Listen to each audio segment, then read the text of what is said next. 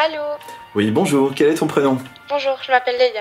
Bonjour Leia, pourquoi nous appelles-tu? Alors voilà, pendant les vacances, je suis tombée sur une énigme que je n'arrivais pas à comprendre. C'est une sorte de puzzle mystérieux. Quand je déplace les pièces du puzzle pour reformer le triangle autrement, je ne retrouve pas le même triangle qu'au départ.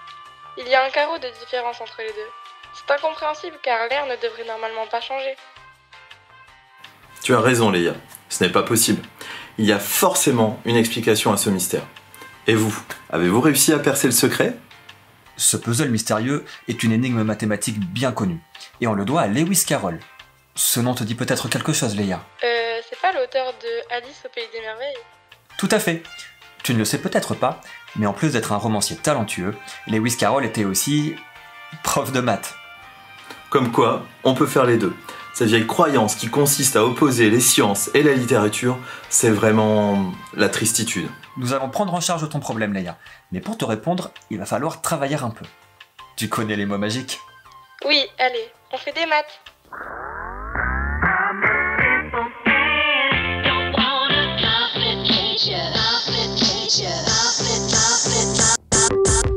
Pour lever le mystère dans le problème de Leia, nous allons utiliser les vecteurs. Souvenez-vous, c'était dans notre précédent épisode. Et si ce n'est pas déjà fait, je vous invite au préalable à visionner cette vidéo. Voici quand même un ou deux rappels utiles. Lorsque l'on multiplie un vecteur u par un nombre réel k, on obtient un nouveau vecteur de même direction que celle de u, mais dont le sens dépend du signe de ce réel k, et dont la norme est celle de u multipliée par valeur absolue de k. En ce qui concerne les coordonnées, cela revient tout simplement à multiplier ceux du vecteur u par le réel k. Nous sommes à présent en mesure de parler d'une notion qui va être cruciale pour résoudre le problème de Leia et qui va être au cœur de cette vidéo, la collinéarité de vecteurs. On dit que deux vecteurs u et v sont collinéaires si l'un des deux peut s'écrire comme k fois l'autre, k étant un nombre réel. Deux vecteurs collinaires non nuls sont des vecteurs qui ont la même direction, mais pas forcément le même sens.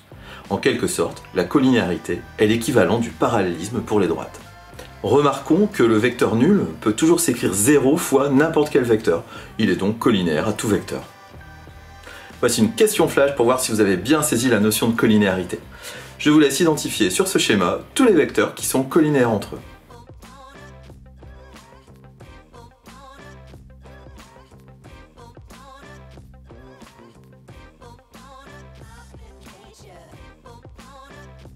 Il est temps de corriger. Les vecteurs u et a sont collinaires entre eux. En effet, le vecteur a, c'est moins 2 fois le vecteur u. Les vecteurs b, w et c sont eux aussi collinaires entre eux. Ils ont tous la même direction. Le vecteur d n'est collinaire à personne. Et les vecteurs e et v sont collinaires. Sur le même thème, je vous propose une deuxième question flash. Cette fois-ci, on ne donne pas la représentation graphique des vecteurs, mais leurs coordonnées dans une base. À vous de voir s'ils sont collinaires ou non, et je vous laisse réfléchir.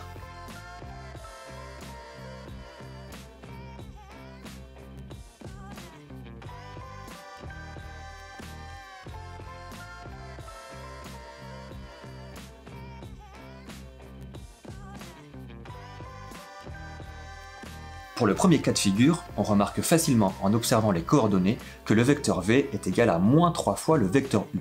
On a multiplié par moins 3 les coordonnées de u. Par définition, les vecteurs sont donc collinaires. Pour le deuxième cas, il faudrait multiplier moins 1 tiers par moins 6 cinquièmes pour obtenir la première coordonnée de v, tandis qu'il faudrait multiplier 1 demi par moins 3 demi pour obtenir la deuxième. Autrement dit, le coefficient multiplicateur entre les coordonnées n'est pas le même, les vecteurs ne sont pas collinaires. Je le reconnais, ce deuxième cas est moins facile. Il n'est pas si évident de trouver le coefficient de multiplication entre les coordonnées. Réfléchissons à une façon plus pratique de gérer ce genre de cas. Deux vecteurs sont collinaires lorsque l'on passe de l'un à l'autre par une relation de multiplication. Autrement dit, lorsqu'il y a proportionnalité entre leurs coordonnées.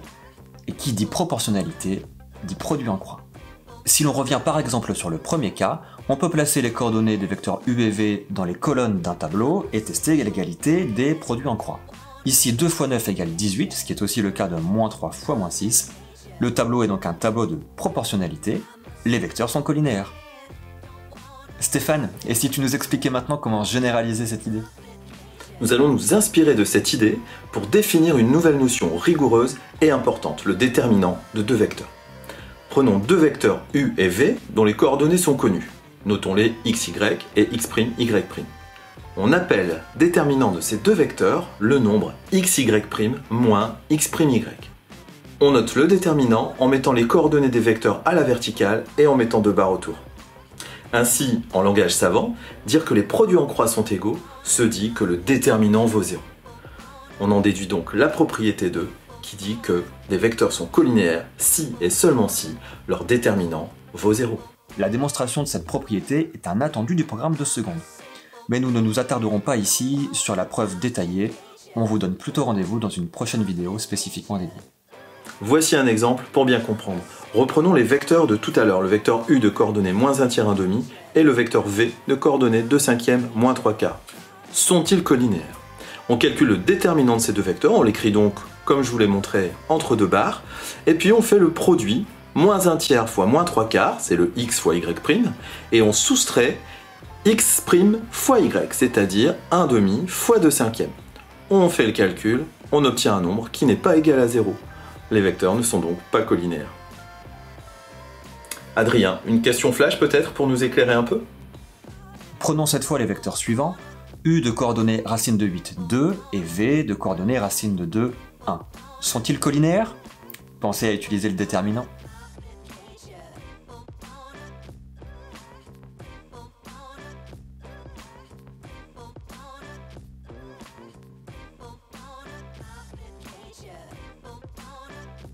Pour écrire le déterminant de u et v, on met donc leurs coordonnées en colonne entre deux barres verticales. Et on mène le calcul suivant. Racine de 8 fois 1, moins 2 fois racine de 2. En notant que racine de 8 est égale à 2 racines de 2, je vous renvoie là aux propriétés de calcul avec les racines, on obtient finalement un déterminant nul. Les vecteurs sont donc collinéaires. Léa, tu es toujours là? Tout est clair pour toi? Oui, tout est clair, c'est méthodique. D'ailleurs, j'ai fabriqué deux fonctions informatiques pour m'éviter de refaire les calculs à chaque fois. La fonction que j'ai appelée déterminant calcule le déterminant de deux vecteurs et la fonction colline teste si des vecteurs sont collinéaires ou non. Très bonne idée. Tu peux nous les commenter? Ok. Pour la fonction déterminant, c'est tout simple. J'entre en argument les coordonnées des deux vecteurs, xa, ya et xb, yb, et la fonction renvoie tout simplement le résultat du calcul, xa, yb moins ya, xb. Pour la fonction colline, je teste si le déterminant des deux vecteurs vaut 0. Si oui, j'affiche qu'ils sont collinaires, sinon j'affiche qu'ils ne le sont pas. Beau travail! Je te propose que l'on teste ensemble tes deux fonctions. Essayons pour commencer avec les vecteurs u 2-3 et v 6,9. On sait qu'ils sont collinaires puisqu'on les a déjà travaillés tout à l'heure. Je vais tester ici ta fonction colline, je rentre en argument les différentes coordonnées, et l'ordinateur affiche que les vecteurs sont collinaires, c'est cohérent. Allez, à mon tour, je reprends les deux vecteurs u et v de mon exemple de tout à l'heure. J'appelle la fonction colline en passant les coordonnées de ces vecteurs en argument. Je valide, l'ordinateur me dit que les vecteurs ne sont pas collinaires. Ce qui était bien le cas, nous l'avons démontré tout à l'heure. Léa, j'ai l'impression que ton programme fonctionne. Pas si vite. Observez ce qu'il se passe lorsque l'on teste cette fois avec les vecteurs u de coordonnées 3, 0,3 et v de coordonnées 1, 0,1. Ces vecteurs sont manifestement collinaires puisque u est égal à 3 fois v. Et pourtant, l'ordinateur affiche le contraire. Il y a visiblement un problème. Un bug informatique? Je crois savoir qui pourrait nous aider. Algoman, expert informatique. En effet, le problème vient de la façon qu'a un ordinateur de stocker les nombres, et qui fait que pour lui, par exemple, 0,1 plus 0,2 ne fait pas vraiment 0,3. Essayons cet exemple.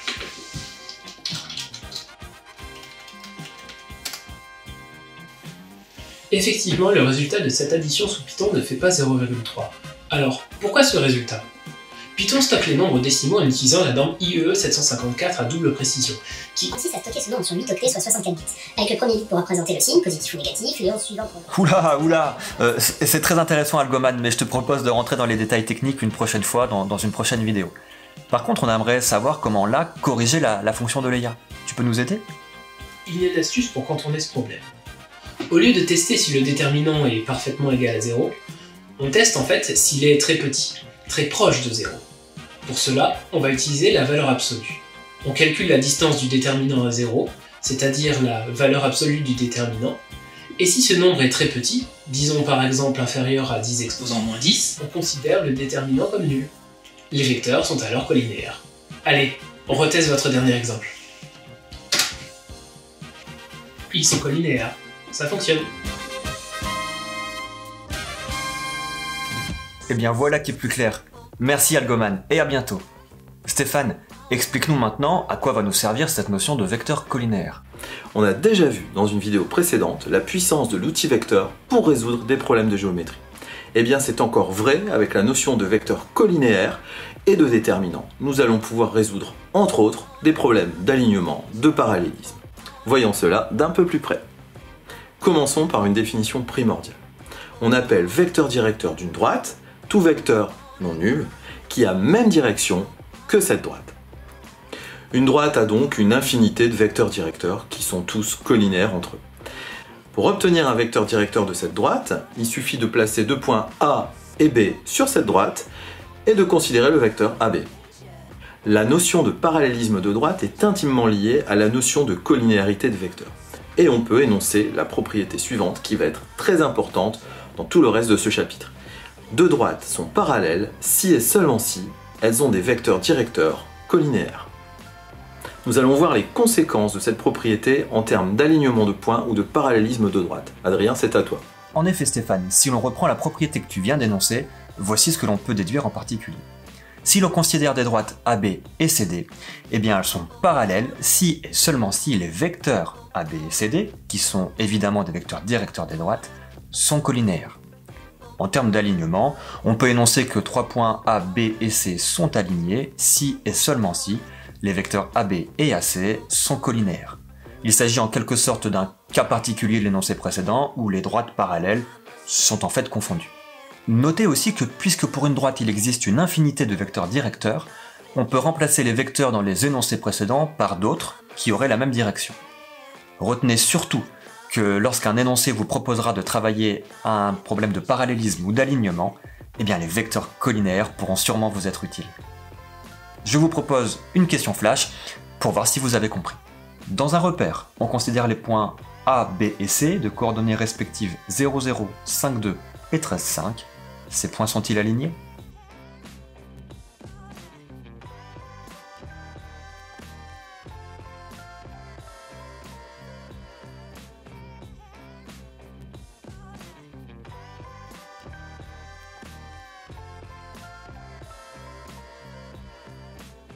La figure nous incite par exemple à travailler avec les vecteurs AB et BC. Il s'agit de savoir si ces vecteurs sont collinéaires. On calcule leurs coordonnées, on obtient 5, 2 pour le vecteur AB et 8, 3 pour le vecteur BC, puis leur déterminant. Le déterminant de AB et de BC est égal à -1, autrement dit, il n'est pas égal à 0. On peut conclure que les vecteurs AB et BC ne sont pas collinéaires, et que donc les points A, B et C ne sont pas alignés. Stéphane, et si tu nous illustrais un cas où cette fois-ci on étudie un parallélisme ? Voici un exemple. Prenons 4 points T, R, A, P et démontrons que le quadrilatère TRAP est en fait un trapèze. Rappelons qu'un trapèze est un quadrilatère qui possède deux côtés opposés parallèles.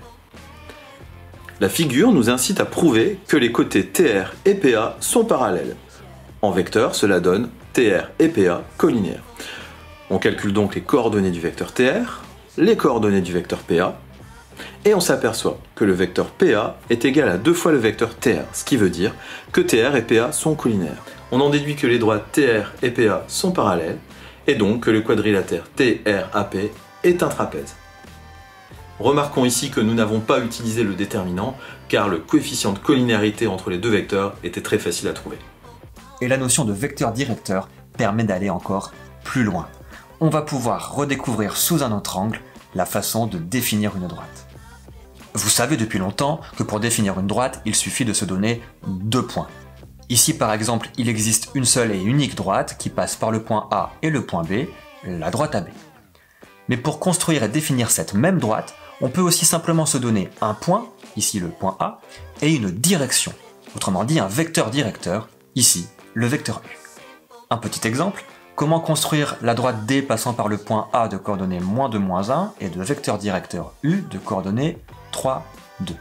On commence par placer le point A, puis On construit la droite qui passe par A et qui suit la direction donnée par U. Voici maintenant une question un peu plus difficile. Montrer qu'un point M appartient à cette droite D si et seulement si les coordonnées de ce point vérifient la relation suivante: 2x moins 3y plus 1 égale 0. Et pour aider la réflexion, je vous propose d'observer la petite animation suivante. On visualise ici l'ensemble des points M appartenant à D. Eh bien, dire que M est un point de la droite équivaut à dire que le vecteur AM et le vecteur U sont collinéaires, et donc que leur déterminant est nul. Pour calculer ce déterminant, on va déjà déterminer les coordonnées du vecteur AM. X de M moins X de A donne X plus 2, Y de M moins Y de A donne Y plus 1. Les coordonnées du vecteur U sont connues, 3, 2. Dire donc que le déterminant de AM et de U est égal à 0 revient à dire que 2 fois X plus 2 moins 3 fois Y plus 1 égale 0. Il suffit ensuite de tout développer puis de réduire et on obtient bien la relation souhaitée 2x moins 3y plus 1 égale 0. Insistons sur la force de la relation obtenue à la question 2.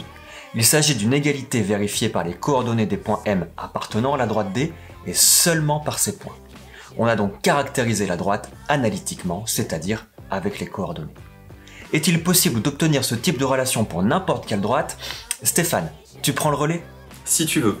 Pour cela, je vais m'inspirer de ton exemple et réécrire les choses dans le cas général.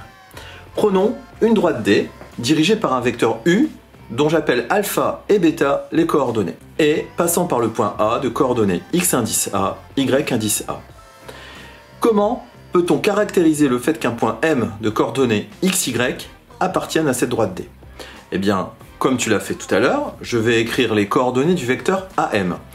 AM a pour coordonnées x moins x indice A, y moins y indice A. Et le vecteur U, rappelons que c'est un vecteur directeur de la droite D et qu'on a appelé alpha, bêta ses coordonnées, eh bien ces deux vecteurs sont collinaires. Dire que ces deux vecteurs sont collinaires équivaut à dire que leur déterminant vaut 0. J'écris donc cette relation, je la mets comme d'habitude entre les deux barres verticales, j'écris que cela vaut 0. Je fais le calcul, j'obtiens donc que x moins x indice A fois bêta, moins y indice A fois alpha, vaut 0. Là, je vous laisse faire les calculs, il suffit de développer. On obtient bêta x plus moins alpha y plus alpha y indice A moins bêta x indice A est égal à 0. Ça peut paraître un petit peu compliqué comme ça, mais il ne faut pas oublier que derrière les lettres se cachent en réalité des nombres, comme dans ton exemple de tout à l'heure, comme on le voit encore dans la colonne de gauche. Je vais rebaptiser les choses. J'appelle A la valeur bêta, j'appelle B la valeur moins alpha, et j'appelle C la valeur alpha YA moins bêta XA.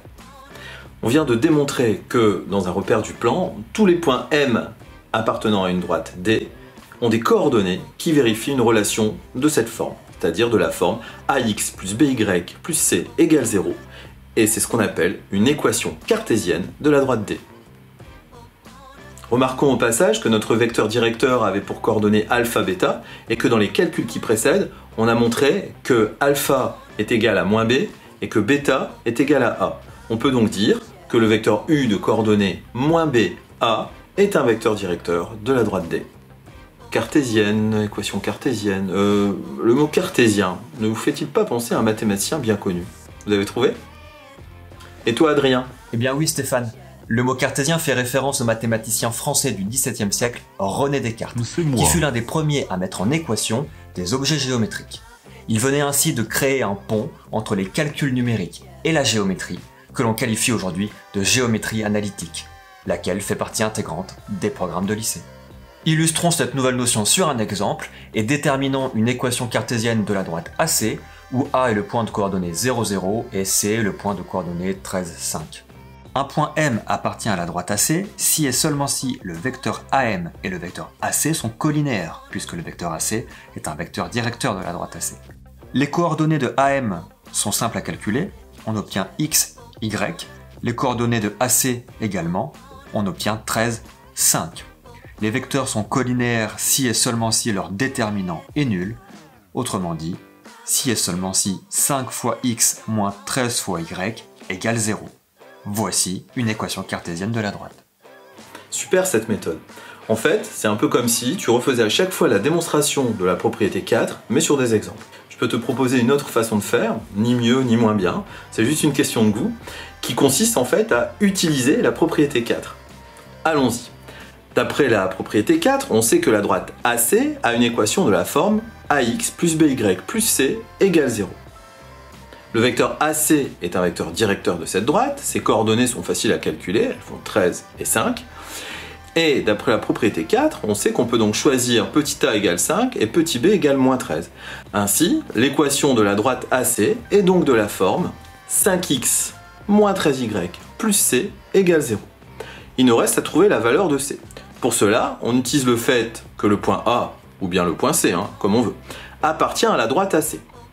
Ces coordonnées vérifient donc l'équation de cette droite, ce qui nous donne 5 fois 0, si j'utilise le point A, moins 13 fois 0, plus C, égale 0. De là, on déduit que petit c vaut 0, et on a donc trouvé une équation cartésienne de la droite AC, qui est 5x moins 13y égale 0. Je retrouve bien la même chose que toi. J'ai dit une équation cartésienne, et non pas l'équation cartésienne de la droite AC, car bien sûr, il y en a une infinité.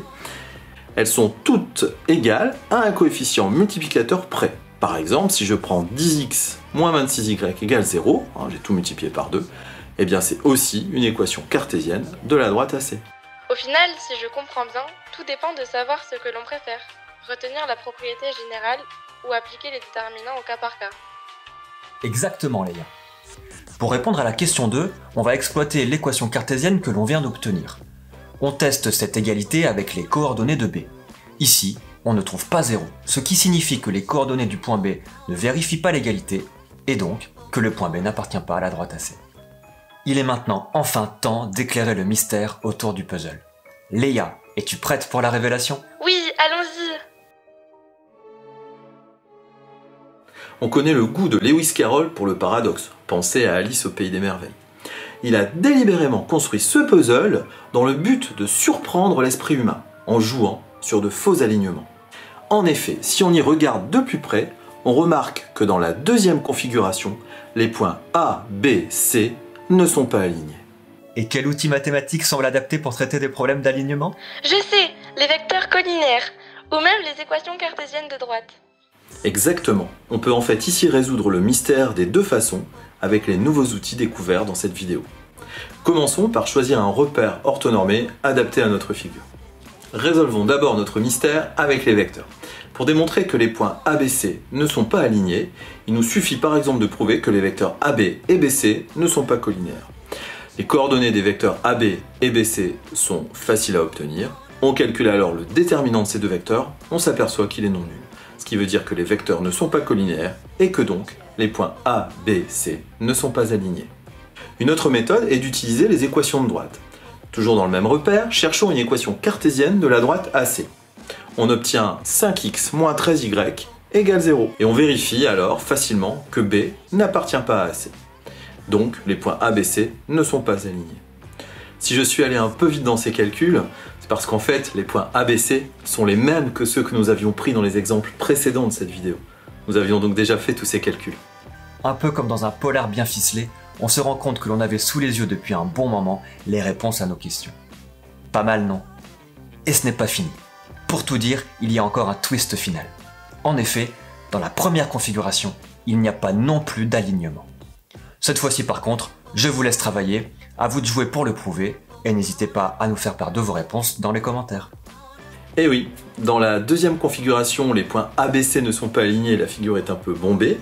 Et dans la première configuration, les points ADC ne sont pas alignés non plus, la figure est un peu creusée. Précisons donc bien pour conclure que ce sont ces deux faux alignements qui permettent au trou de se créer et à l'air de se répartir ailleurs. Il n'y a donc pas d'air manquante. Voilà, à l'issue de ces deux vidéos, vous êtes maintenant munis de tout ce qu'il faut connaître sur les vecteurs en classe de seconde. Cela nous a aussi permis d'introduire la notion d'équation cartésienne de droite, et d'ailleurs au sujet des droites, ce n'est pas fini, nous aurons l'occasion d'y revenir dans une prochaine vidéo.